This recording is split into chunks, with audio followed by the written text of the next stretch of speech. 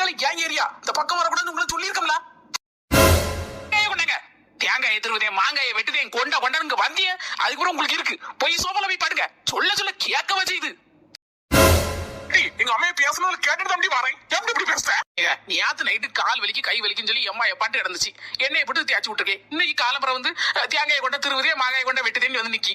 கொஞ்சம் பொறுமையா சொல்லி அனுப்பிடணும்ல. எங்க அம்மா பாம்போல வருத்தப்பட்டு இருக்கான். பொறுமையா பாசமா சொன்னேன்னு வச்சுக்கோங்களேன். சொன்ன கேட்கவே செய்யாதுங்க. வேலை செய்யறேன் அது செய்யறேன் இழுத்து போட்டு எடுக்க வயசான காலத்துல பாவம்லாங்க.